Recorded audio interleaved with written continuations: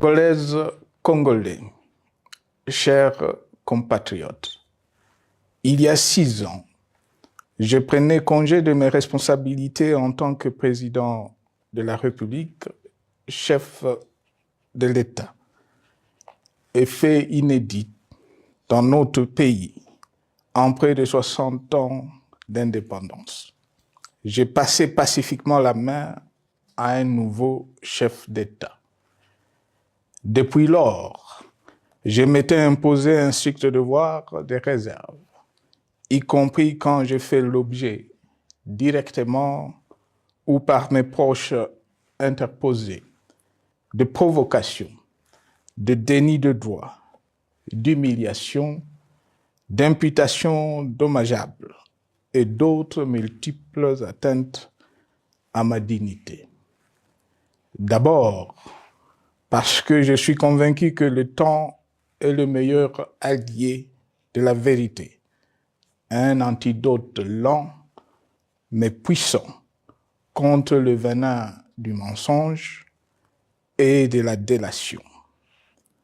Mais aussi et surtout, parce qu'agir autrement aurait fait le jeu de ceux qui, par cette campagne odieuse, cherchaient à détourner l'attention de notre peuple de leur incapacité, aujourd'hui avérée, à répondre à ses attentes et aspirations.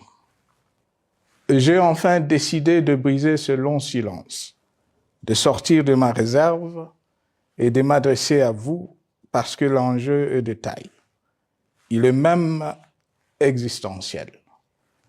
Non pas pour ma famille politique ou biologique, moins encore pour ma modeste personne, mais plutôt pour la nation congolaise et pour l'avenir de notre cher et beau pays. J'ai décidé de briser le silence parce qu'au vu de la situation que traverse notre pays, continuer à me taire m'aurait rendu poursuivable devant le tribunal de l'histoire pour non-assistance à plus de 100 millions de compatriotes en danger. Je saisis cette opportunité pour partager avec vous mes réflexions et participer ainsi à la recherche de la solution à la crise que traverse notre pays, la République démocratique du Congo, terre de nos ancêtres, car il est gravement malade et son pronostic vital engagé. Mieux que quiconque, vous en êtes conscient, car vous en faites quotidiennement les frais dans votre chair et vous en payez le prix. Mes chers compatriotes, vu l'importance stratégique de notre pays et le rôle qu'il est appelé à jouer, j'avais, de l'avènement au pouvoir du chef de l'État actuel, conclu avec lui un accord donnant naissance à la coalition entre nos forces politiques respectives. À propos de cet accord, beaucoup de contre-vérités ont été dites, y compris, fort malheureusement, par celui qui est censé connaître la vérité, parce qu'en étant l'un de 2 principaux signataires. En attendant qu'au moment opportun, la vérité soit rétablie, preuve irréfutable à l'appui, permettez-moi pour l'instant d'affirmer qu'en ce qui me concerne, la conclusion de cet accord n'avait pour seule motivation que l'intérêt supérieur de la nation. Par cet accord de mutualisation de forces, j'entendais en effet permettre à mon successeur d'exercer dans la direction des affaires de l'État plus de pouvoir effectif que ce que la faible représentation de sa famille politique au sein de la nouvelle Assemblée nationale était en droit de lui conférer. Je voulais par ailleurs faciliter le fonctionnement harmonieux des institutions et éviter à la nation, comme à notre jeune démocratie, d'éventuelles crises politiques qui leur auraient été fatales. Cette première alternance pacifique et civilisée à la tête du pays avait suscité d'autant plus d'espoir qu'en janvier 2019, notre pays s'est trouvé en bien meilleur état qu'au moment de ma propre accession à la magistrature suprême en janvier 2001. Alors que j'avais trouvé un pays au bord de l'implosion, miné par une longue dictature et des guerres, sans institutions républicaines, économiquement en faillite et socialement déchiré. Bref, un pays dont l'incertitude de lendemain menaçait la stabilité de toute la région. Le 24 janvier 2019, j'avais en effet légué un bien meilleur héritage à mon successeur, à savoir un pays réunifié, largement pacifié et dont les limites territoriales correspondaient exactement à celles qu'elles étaient au 30 juin 1960. Une nation reconstituée, réconciliée et fière de sa diversité. Un État doté d'une constitution progressiste et des institutions fonctionnant harmonieusement. Une économie dynamique et résiliente et débarrassée du fardeau de la dette hérité de régimes antérieurs, du fait de multiples réformes structurelles engagées. Une armée nationale républicaine de plus en plus professionnelle et capable de relever le défi de la défense de l'intégrité du territoire national. Une démocratie en constante consolidation, avec notamment l'organisation sur fonds propres d'un troisième cycle électoral. Le cœur serré, je constate qu'à peine 6 ans après, ce bel héritage en indivision, légué à l'ensemble de notre peuple, a été complètement dilapidé par celui qui en avait reçu la garde. Que notre pays offre un spectacle de plus désolant et qu'il suscite d'autant plus de désespoir au sein de notre peuple et de pitié et de moquerie à travers le monde, que l'inconscience de ses dirigeants ne permet aucun espoir de redressement. Cette détérioration rapide de la situation générale du pays est principalement due à l'inverse du pouvoir sans limite.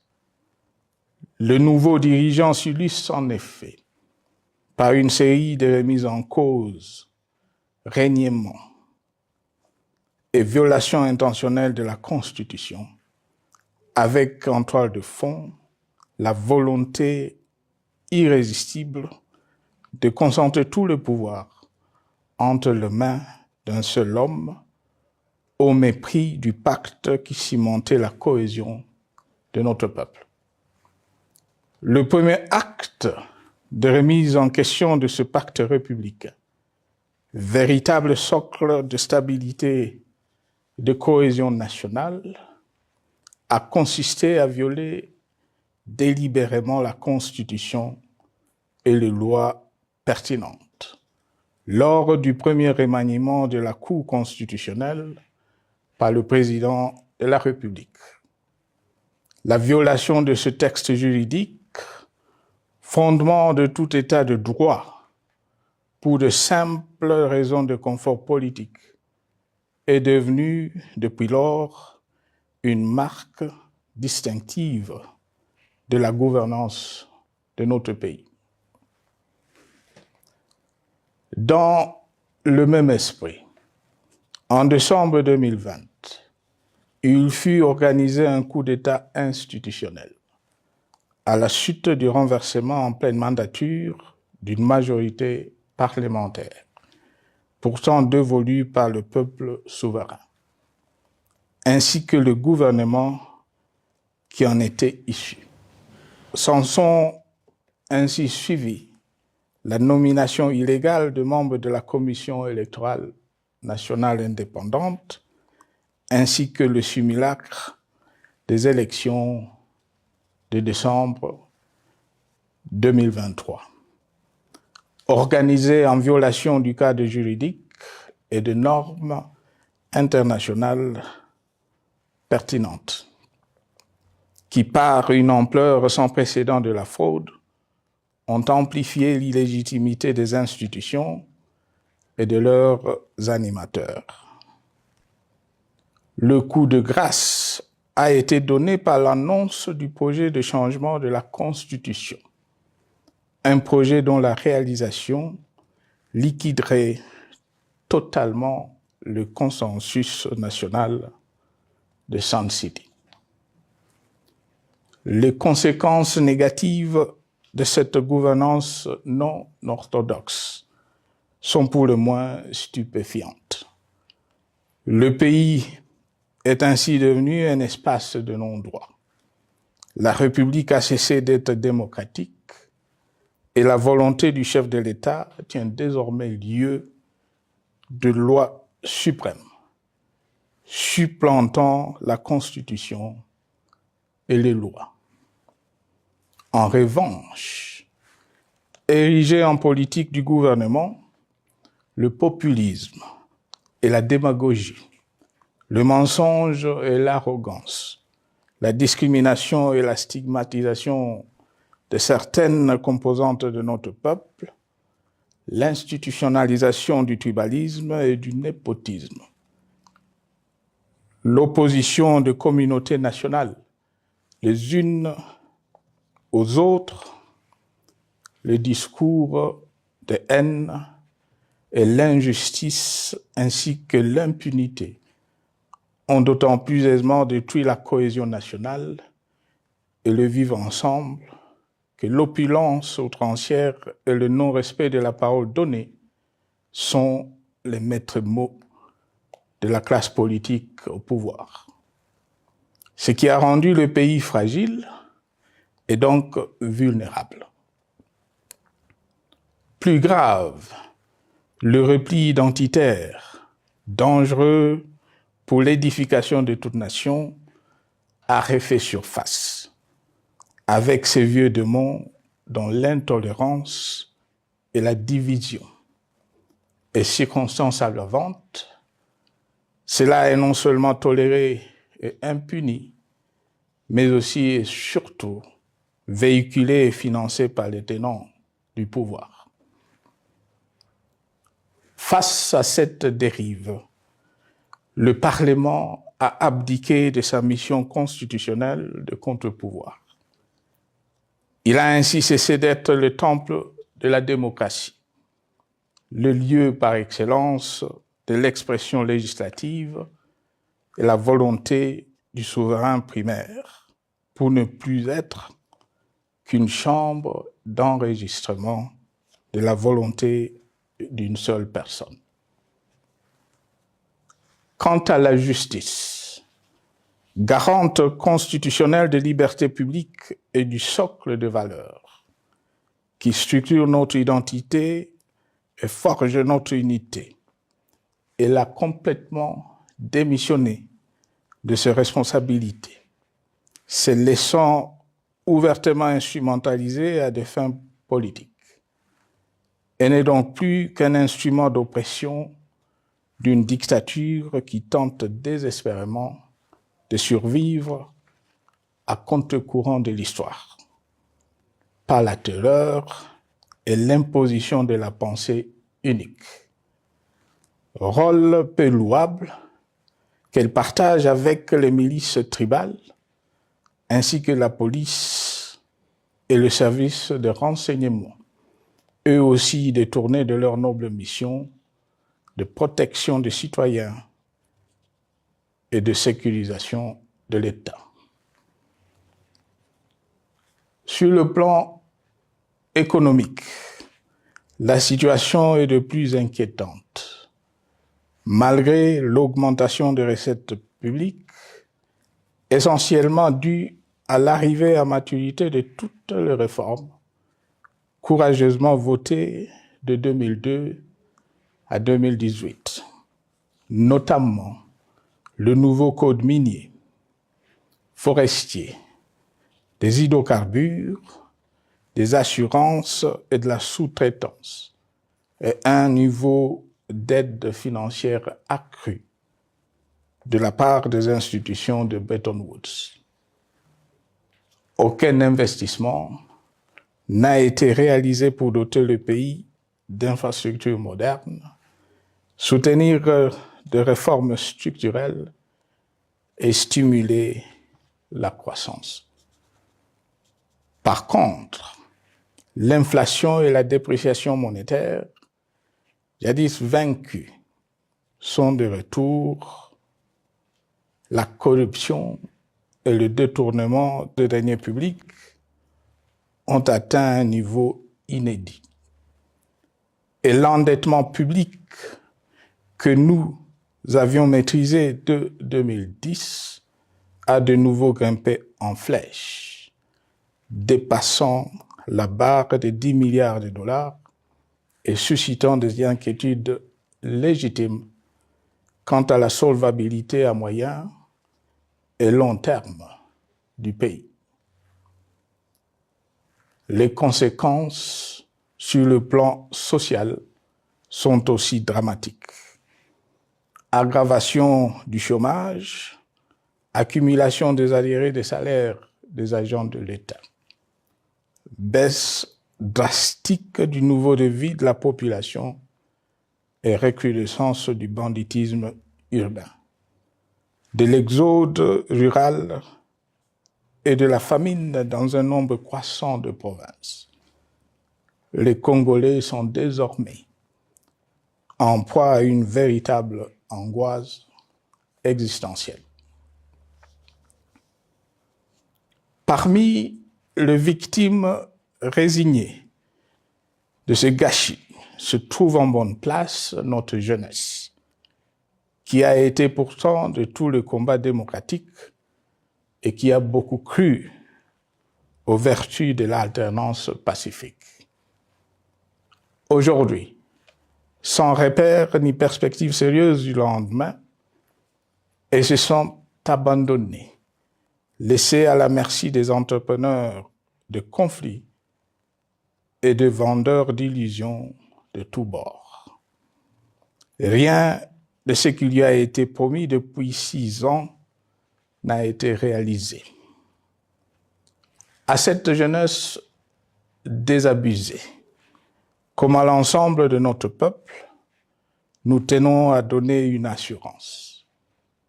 L'échec d'un régime compromet, mais ne scelle pas définitivement le sort d'un peuple. Mes chers compatriotes, s'agissant de la situation sécuritaire, dans les grandes agglomérations comme dans nos campagnes, elle est partout plus que préoccupante. C'est le cas notamment au nord Kivu, au sud Kivu, en Ituri, au Maniema, au Tanganyika, au Katanga et au Mai-Ndombe, province pourtant voisine de Kinshasa, capitale du pays et siège des institutions. Le sang de nos compatriotes civils et militaires, valeureux officiers et soldats des rangs, mais aussi députés, éminents membres de la société civile ou de partis politiques, a ainsi abondamment et gratuitement coulé. Du fait de l'intolérance, du cynisme, voire pire, d'un terrorisme d'État pratiqué dans un seul et unique dessein, l'abus du pouvoir pour le pouvoir. C'est le cas, entre autres, de plusieurs centaines de détenus du centre pénitentiaire de rééducation de Makala, sauvagement abattus dans la nuit du 1er au 2 septembre 2024, victimes sans défense d'un crime incontestable contre l'humanité, à ce jour resté impuni.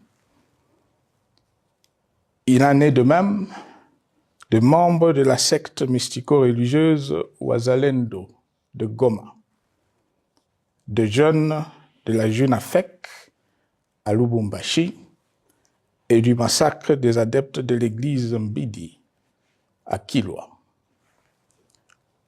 Cette déliquescence de la situation sécuritaire est due à la mauvaise gouvernance du pays qui, dans ces secteurs, est aujourd'hui caractérisée par une formation militaire bâclée, des recrutements et mises en place ethniquement motivés, ainsi que par l'emprisonnement sans jugement, aussi bien de plusieurs militaires et officiers de haut rang que des agents de l'ordre et de sécurité, majoritairement swahiliphones. Bien plus, à l'armée nationale, bouclier de la nation, instrument de préservation de l'indépendance nationale et de l'intégrité territoriale, il a été substitué de bandes de mercenaires, de groupes armés, de milices tribales et de forces armées étrangères qui ont non seulement montré leurs limites, mais aussi enfoncé le pays dans un chaos indescriptible. L'État a ainsi perdu le monopole de la violence légitime en sous-traitant aux groupes armés, autrefois maîtrisés, le maintien de l'ordre public et de la tranquillité nationale.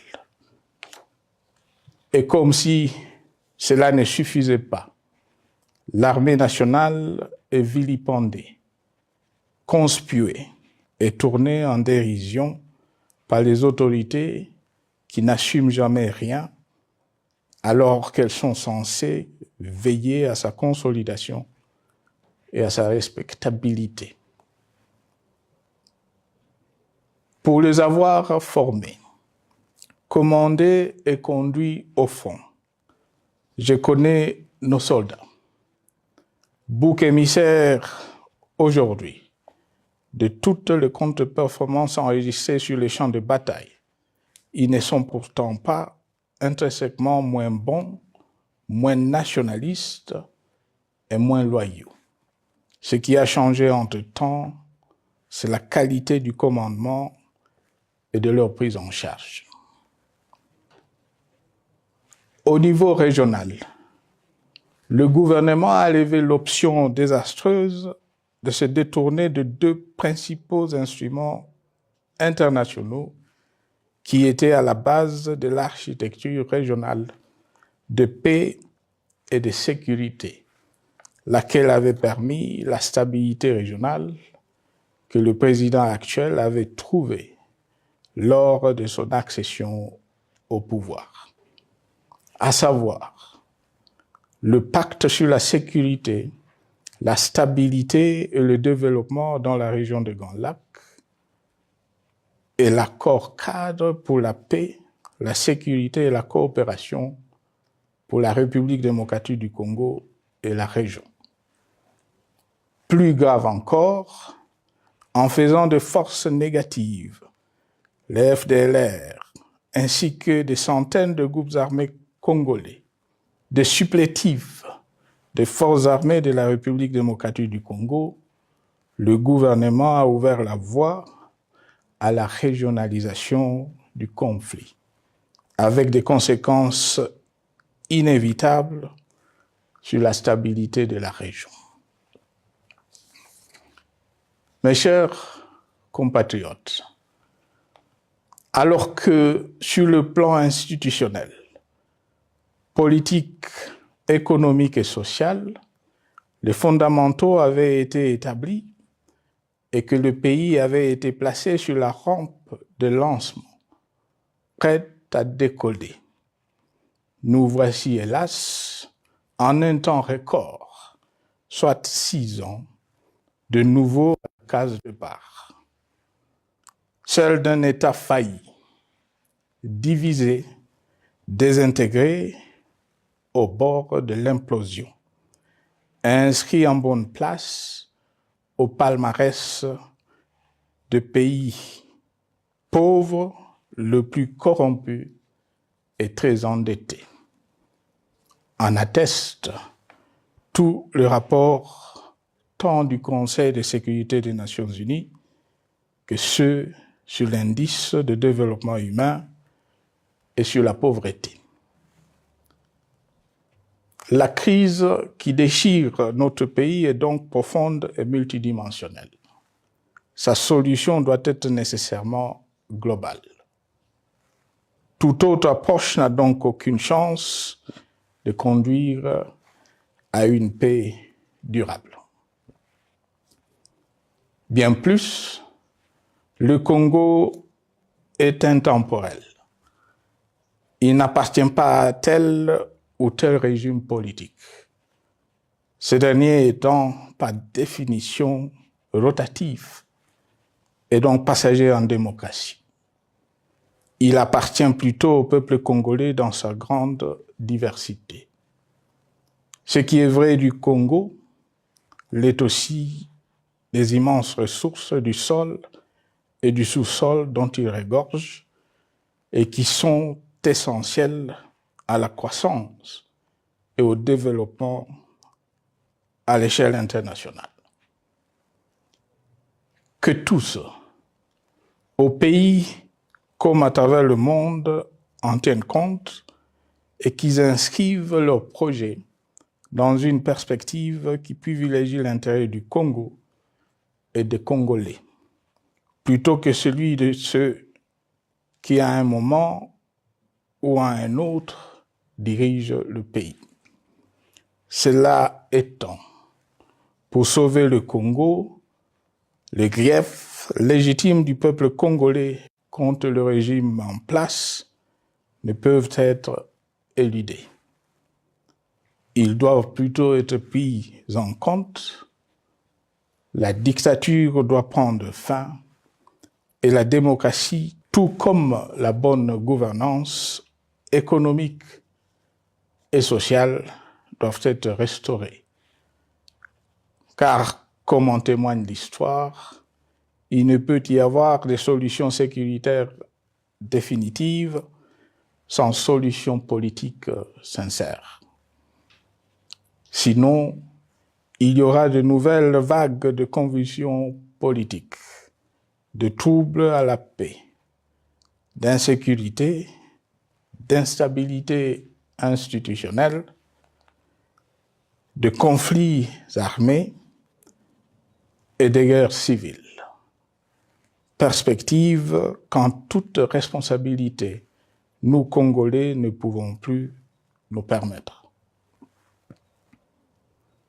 Il est dès lors vital que les multiples initiatives de recherche de la paix, Luanda, Nairobi, EAC-SADC, l'Union africaine, Doha et Washington, que nous accueillons favorablement, les considérant comme autant de signes de compassion et de solidarité à notre peuple, soient conscientes de cette exigence.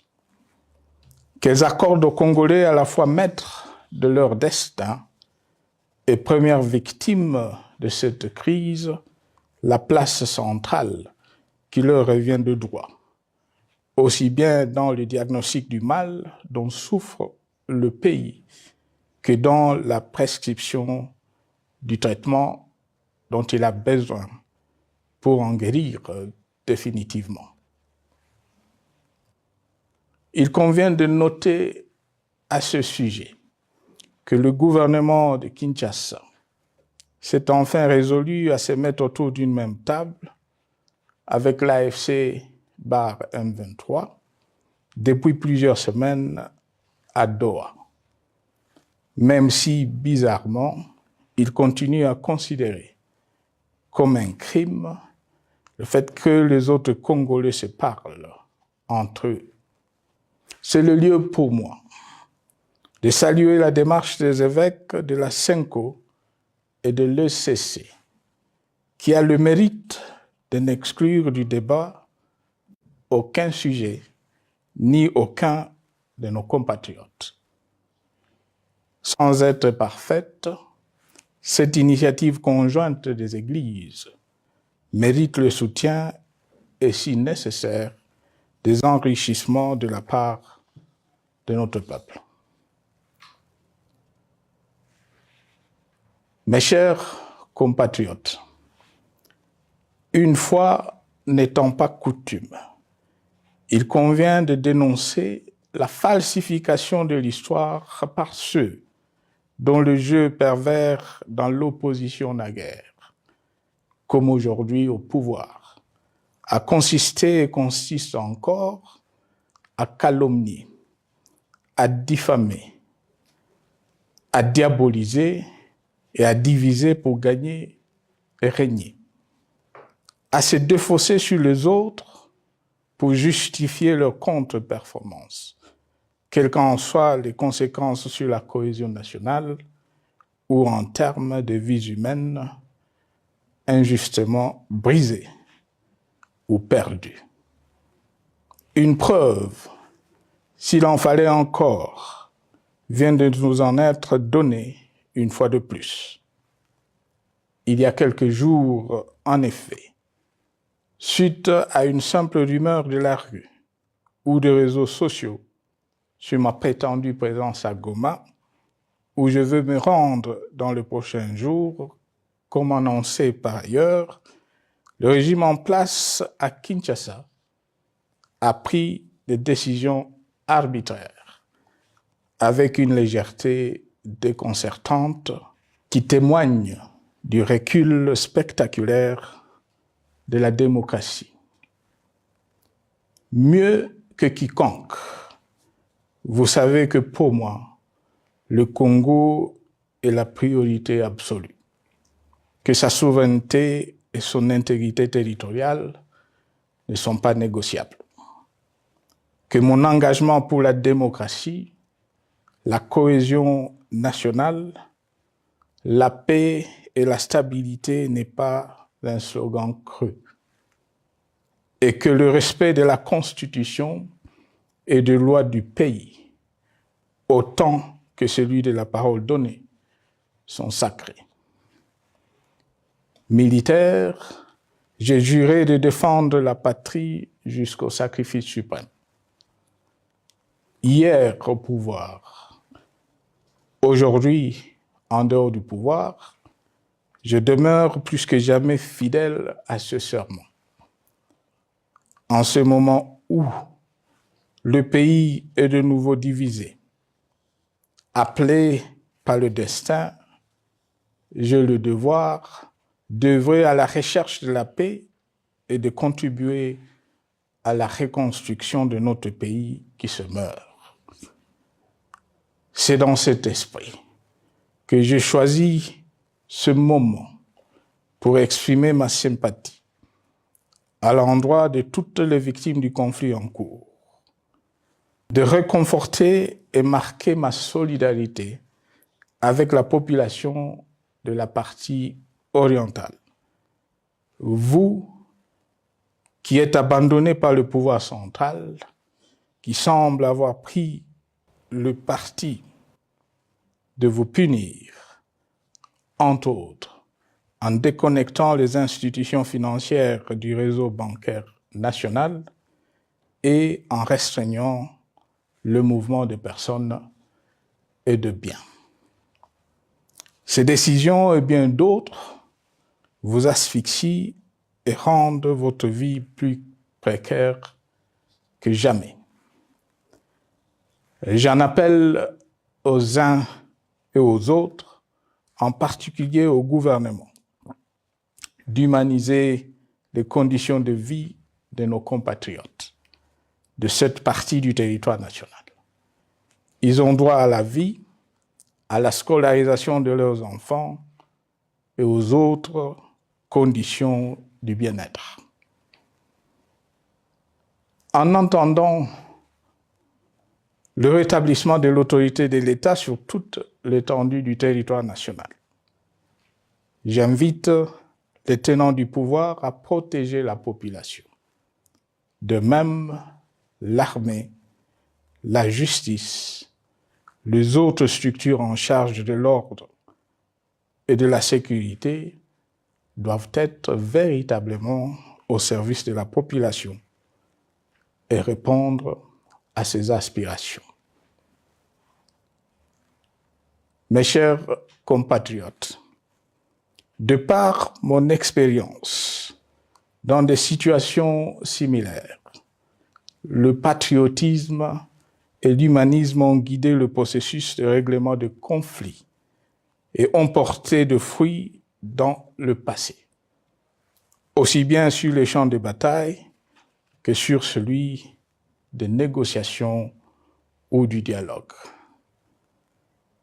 Notre pays avait été divisé de quasi-moitié pendant quelques années. La sagesse avait alors prévalu. Nous avions recollé le morceau et le pays a survécu dans son unité. C'est ainsi qu'après quelques années de réflexion sur la crise en cours, après avoir consulté des chefs d'État et des anciens chefs d'État de la région, ainsi que des acteurs politiques et sociaux, nationaux et étrangers, j'ai fait ce jour une proposition qui engage la nation tout entière à un sursaut patriotique pour un pacte citoyen afin de tirer le pays du gouffre. Le travail hardi qui s'impose à nous portera notamment sur les 12 points suivants. 1. Mettre fin à la dictature, mieux à la tyrannie. 2. Arrêter la guerre. 3. Rétablir l'autorité de l'État sur toute l'étendue du territoire national. 4. Restaurer la démocratie en revenant aux fondamentaux d'un véritable État de droit. 5. Rétablir les libertés fondamentales. 6. Réconcilier le Congolais et reconstruire la cohésion nationale. 7. Relancer le développement du pays par la mise en place d'une bonne gouvernance économique, une gestion administrative et financière orthodoxe et une répartition équitable des ressources nationales. 8. Relancer le dialogue sincère et permanent avec tous les pays voisins en vue de l'instauration de la paix et du développement durable dans la région. 9. Rétablir la crédibilité du pays auprès de partenaires au niveau tant régional, continental qu'international. 10. Neutraliser tous les groupes armés nationaux et étrangers et rapatrier ces derniers dans leur pays d'origine. 11.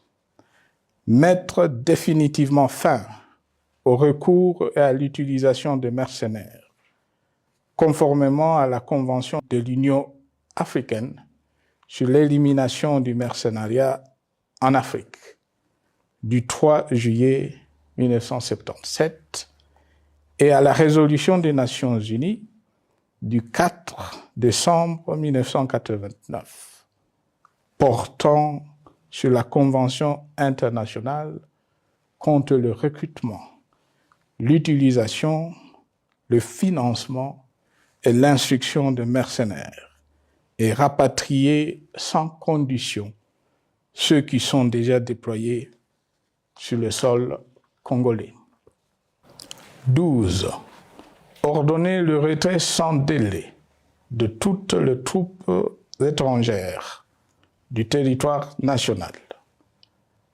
À ce sujet, je salue la décision sage des pays de la SADC de retirer les troupes de la SAMI DRC de notre pays. Vu l'immensité de la tâche ainsi décrite, je lance un appel solennel à tous les Congolais, sans distinction de sexe, d'ethnie, d'âge, de classe sociale, de zone géographique ou d'appartenance politique, qui aiment passionnément le Congo, qui sont prêts à tous les sacrifices, qui adhèrent sans réserve au pacte républicain de Sun City et qui tiennent au respect de la Constitution du 18 février 2006, à se dire autour de ces objectifs. Il s'agit de la refondation de l'État et de l'édification d'un pays qui a perdu ses repères.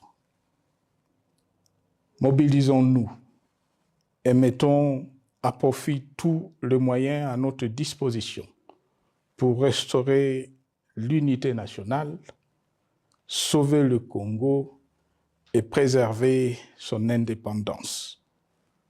Car l'Afrique et le monde nous regardent. Mes chers compatriotes, le Congo vaut mieux que la caricature qu'en donnent ses dirigeants actuels.